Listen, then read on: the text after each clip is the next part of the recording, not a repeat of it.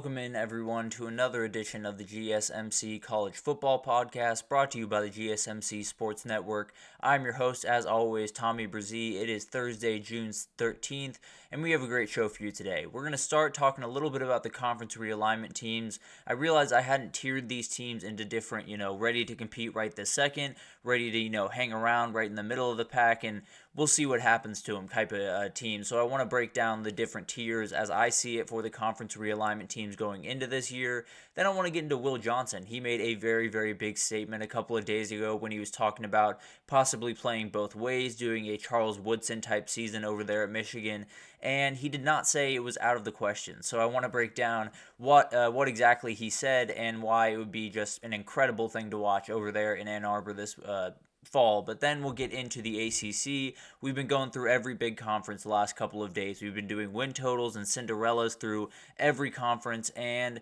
we're now to the ACC. We are through all the Power 4 conferences as of today, but we'll probably do a little bit about the Group of 5, maybe pick out some teams, at least Cinderella-type teams that could make some type runs in the Group of 5 for sure tomorrow.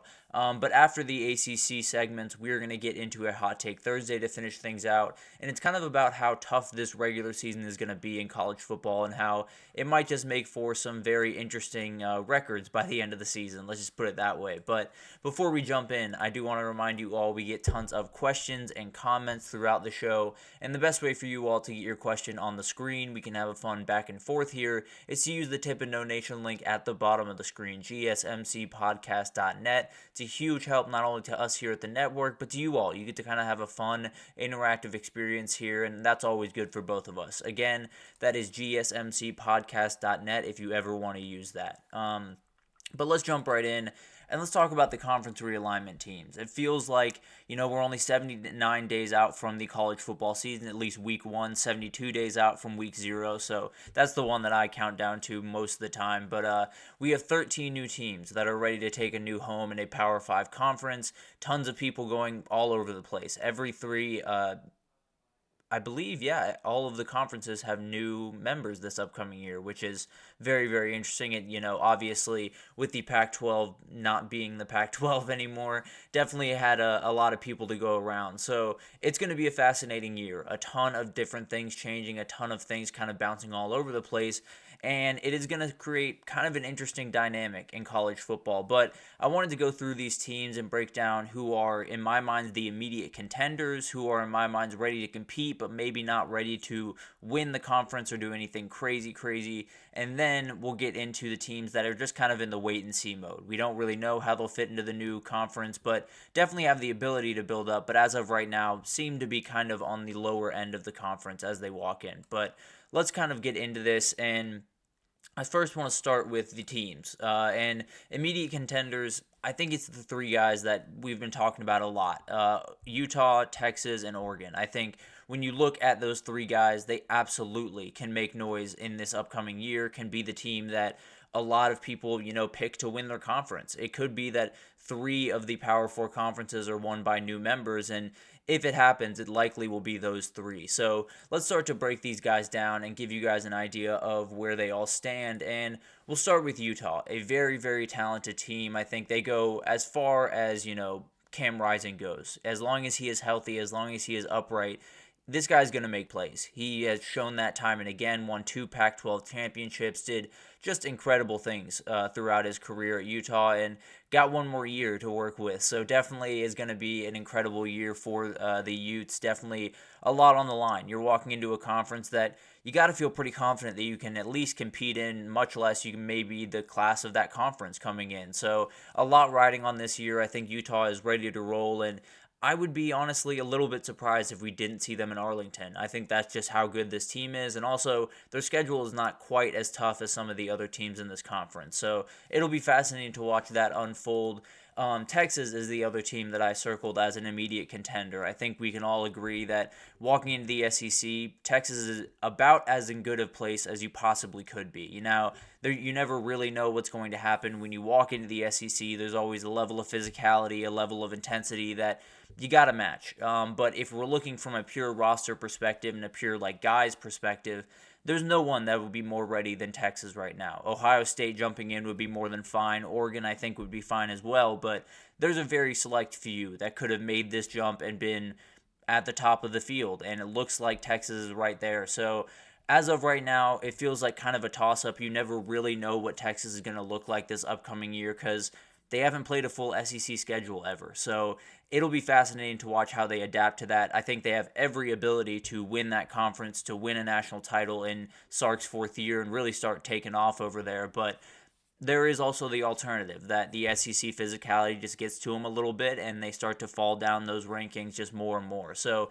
it'll be fascinating to watch that. But then we got Oregon, a team that I think a lot of us are watching very closely in the Big Ten. I think a lot of people have kind of lost their love or their respect or maybe just don't necessarily lean the way of Ohio State anymore in that conference. I think the last couple of years have obviously taken people a little bit away from Ryan Day and what he's selling over there in Columbus, but Oregon's the team that would kind of put all that, to shame.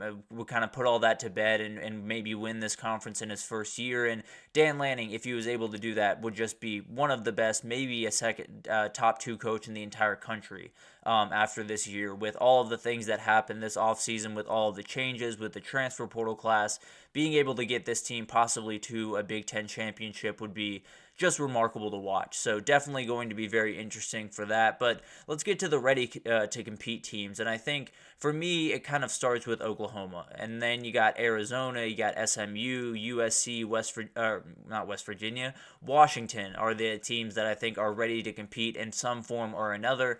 Now, we'll figure out, are they really ready to compete, or is it going to be kind of an up and down type of proposition going forward? But let's start with Oklahoma. I think they're really fascinating to me because where I'm standing, if the offensive line works out the way that they want to, there's a 10-2 season in this in the books for Oklahoma. There's also a 7-5 season in the books for them. So this could be a huge year because when you get into the SEC, the biggest thing that I've noticed, at least over the last couple of, the last decade or two watching the sport, is when you have a down year in the SEC, it's not like having a down year in the Big 12. The down year in the Big 12, you're able to kind of bounce back, and you're also probably 9-3, not 7-5, 6-6. Now, it's much harder to bounce back in the SEC from a bad year because it kind of follows you around for a little bit. It happened to LSU for at least a couple of years there towards the end of the Ed Orgeron era, and you hope it doesn't happen to Oklahoma. I think Brent Venables has a ton going in the right direction, but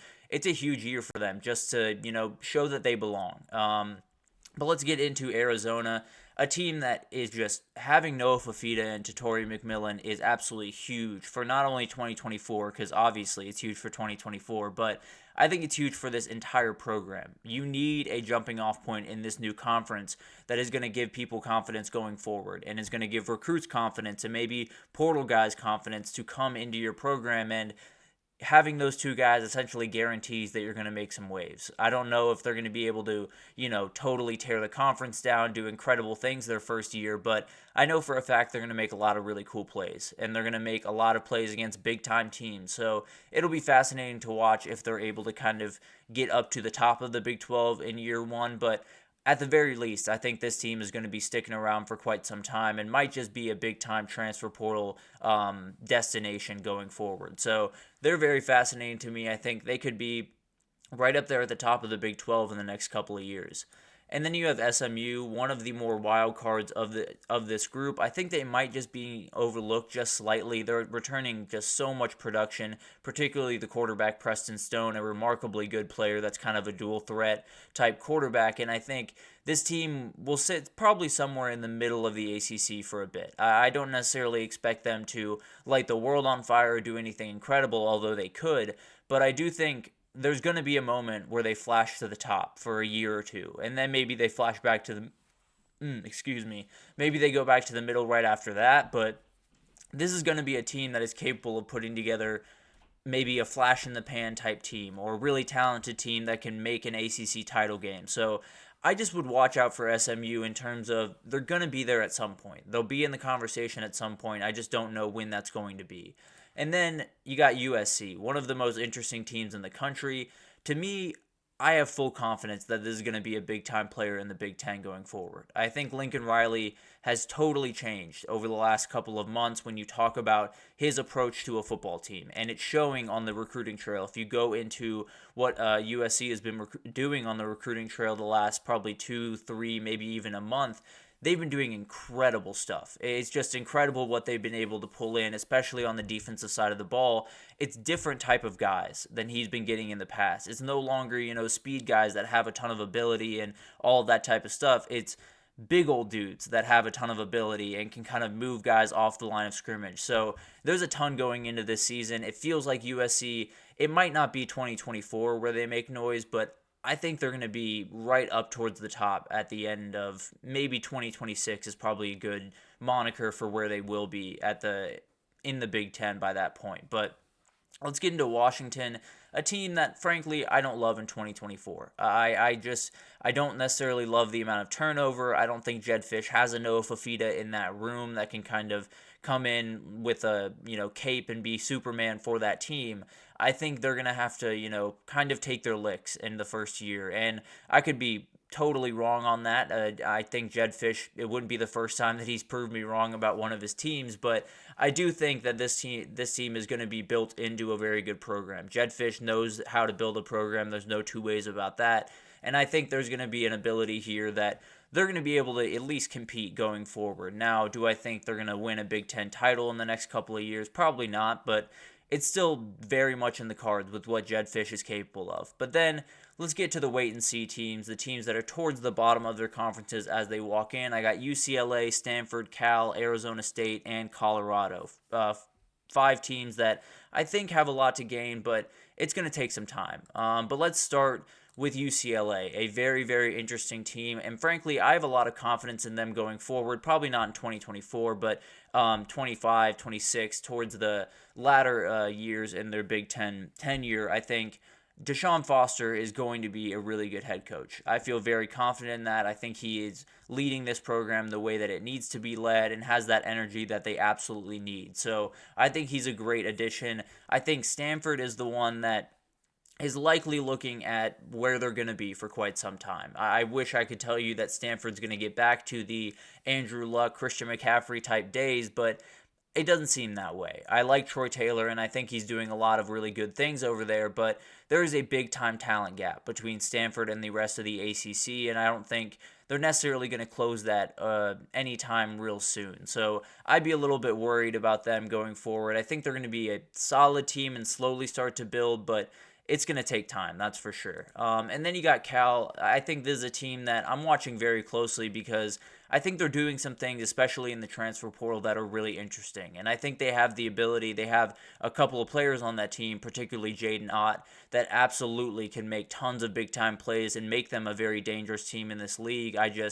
As of right now, it's kind of just the jury is out. I don't feel fully confident in what they're, gonna be going forward. So I think Cal is gonna be a good team. I'm not necessarily sure they'll be towards the top of the ACC anytime soon. But then we'll get into Arizona. I talked about them yesterday. I think it's just they're revving the engine at this program. They are sitting still, but everything is turning, and a lot of things are going right, and a lot of things are happening behind the scenes about the way that Kenny Dillingham relates to the players, relates to recruits, whatever it looks like. It feels like things are happening, but it just hasn't quite gotten there yet. But when they flip it into gear, I feel like this is going to be a big-time team. It's going to take time to get there, and it's definitely going to be a little bit of an uphill battle, but I liked Kenny Dillingham, and I think he has a juice that you absolutely need to be a successful head coach in this world of college football. And then finally, Colorado, one of the teams that, gets as much press as anyone in the entire country.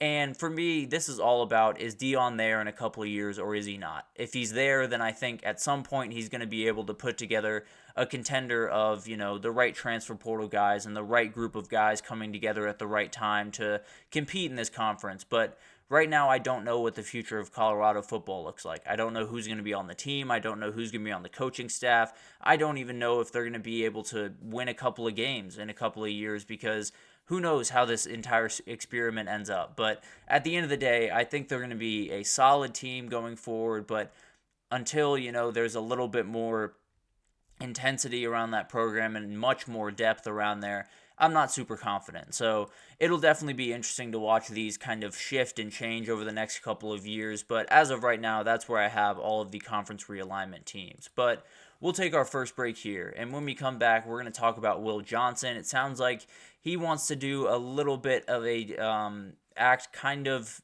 that might be familiar to Michigan fans out there. We had one of the best players in Michigan history, obviously, playing both ways, one of the guys that absolutely turned the sport on its head in Charles Woodson. Sounds like Will Johnson kind of wants to be that guy, and he might just get his shot this upcoming year. So stick with us, and we'll be right back with that.